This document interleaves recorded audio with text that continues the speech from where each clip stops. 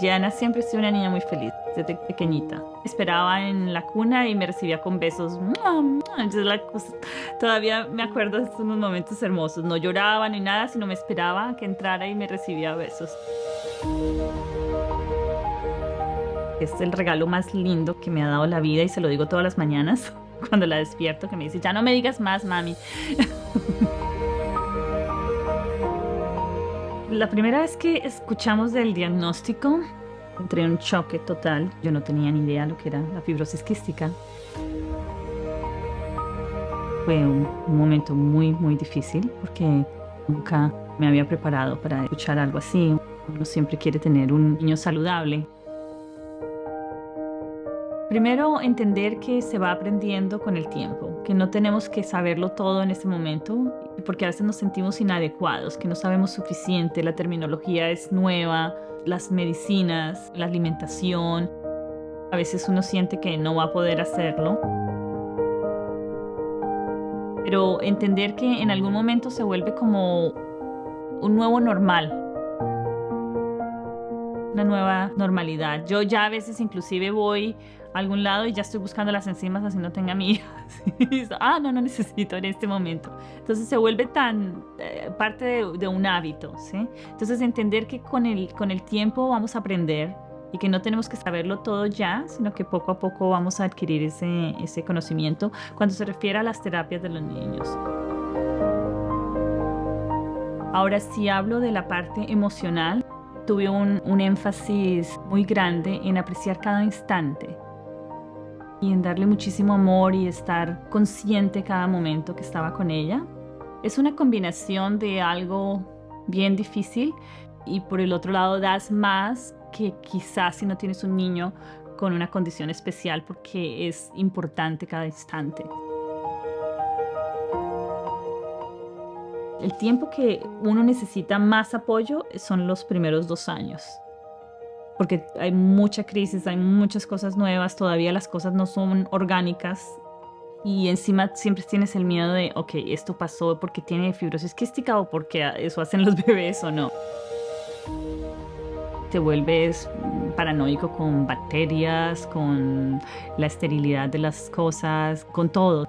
Si alguien me hubiese visto, yo creo que el primer año o 2 años con mi hija, yo andaba con unos wipes, iba al parque y lo limpiaba. Yo creo que las personas pensaban que yo trabajaba con el municipio y limpiaba los parques, porque primero lo desinfectaba antes de que ella jugara.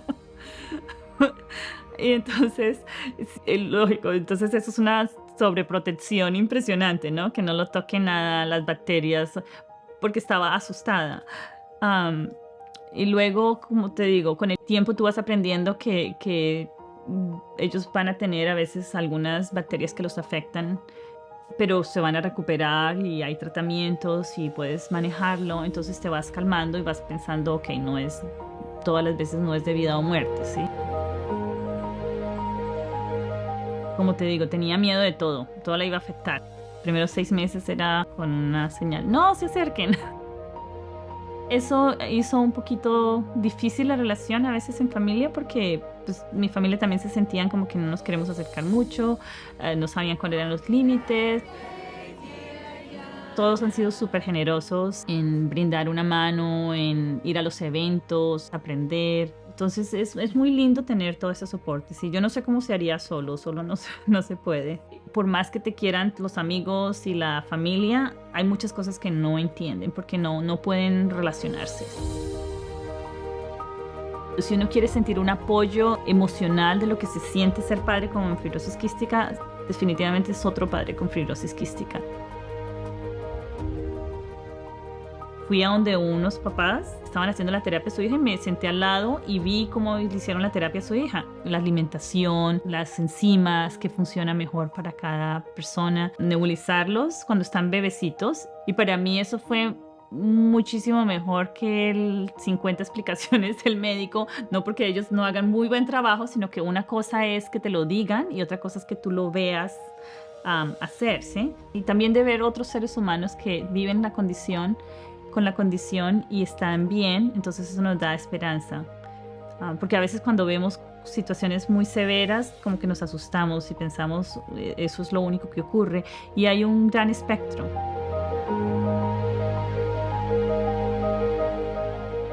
Tenemos que aprender a sentarnos al lado de nuestros hijos y permitirles el dolor de ellos y darles solamente el apoyo, decirle aquí estoy y entender que es un proceso que ellos están viviendo y que se lo permitimos, porque nosotros como padres a veces les queremos quitar ese dolor y en ese proceso, en ese estrés emocional, como que entramos a un juego que en vez de ayudar, como que sostiene esa situación de crisis. Y entonces me di cuenta que cuando logré hacer eso, sentarme a su lado, decirle acá estoy para ti, sé que lo que estás viviendo es difícil, pero acá estoy. Quité esa urgencia de querérselo quitar y que no lo sintiera. Finalmente ella logró calmarse. Ellos de alguna forma encuentran la forma de ser más fuertes.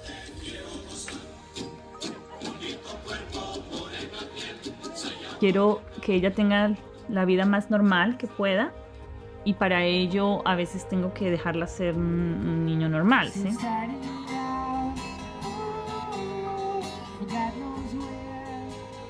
Tuve que hacerme lavado cerebral de relajarme y de pensar positivo y de dejarla ser un niño normal. Ya ella va al parque y juega y se ensucia.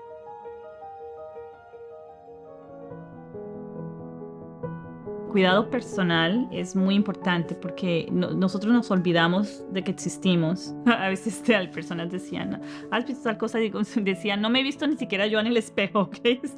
Porque siempre estaba en función de la niña. Me di cuenta de que si el miedo era lo que yo estaba viviendo, eso era lo que yo le estaba pasando a este bebé, ¿sí? Y dije, pues si le estoy dando miedo, no creo que no la estoy llenando de lo que yo quiero que se llene. Y yo quiero que se llene de amor, de esperanza, de cosas positivas.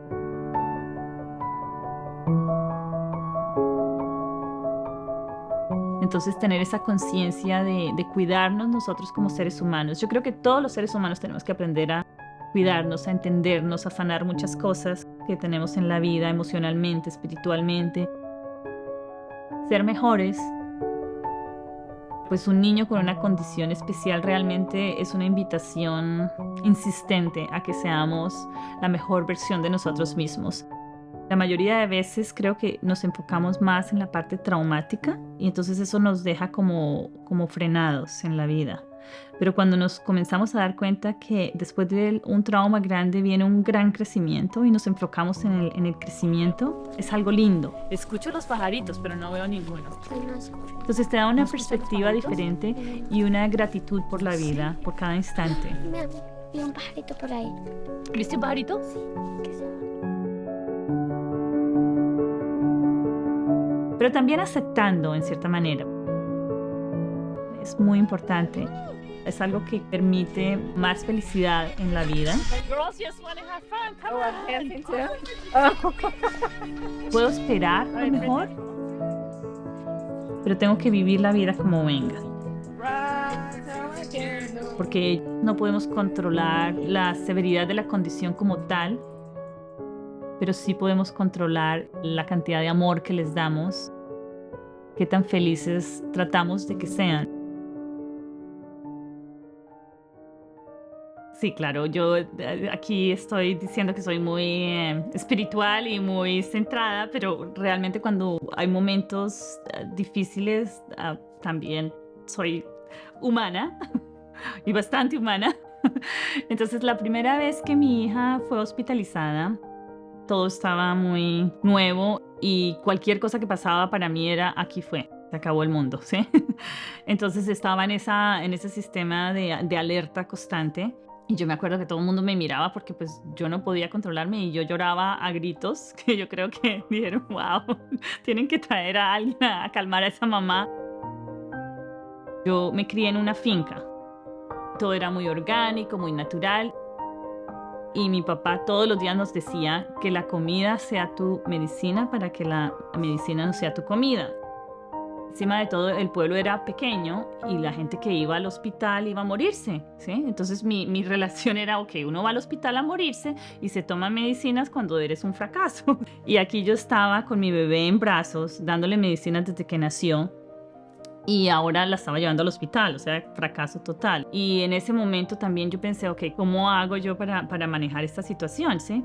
Y llamé a alguien que tiene un hijo con fibrosis quística y me dijo, ok, cálmate, vamos a cambiar aquí, vamos a hacer un cambio de perspectiva. Tú vas a pensar en el hospital como el lugar donde llevas a tu hija a que esté bien. Y las medicinas como la forma de sostenerla saludable. Con los doctores y el equipo y que iba a estar bien.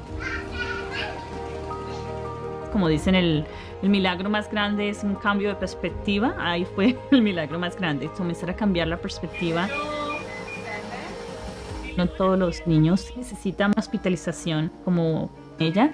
Depende de la severidad de cada niño. Es una de las situaciones más estresantes y que tenemos que aprenderlas a manejar con un poco más de calma.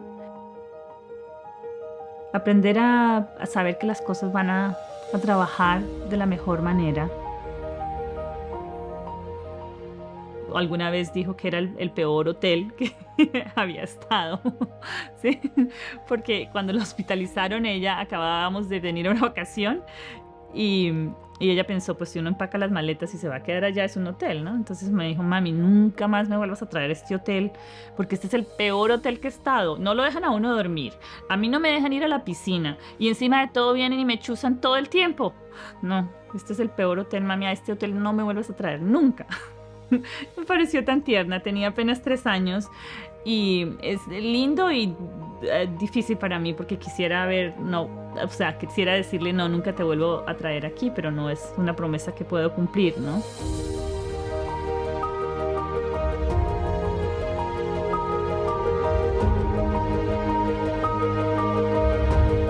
Tener un hijo es como tener el corazón caminando fuera de uno, ¿sí? Aunque es algo difícil, trae muchísimas bendiciones cuando nos enfocamos en ellas. Cuando vemos las cosas con gratitud.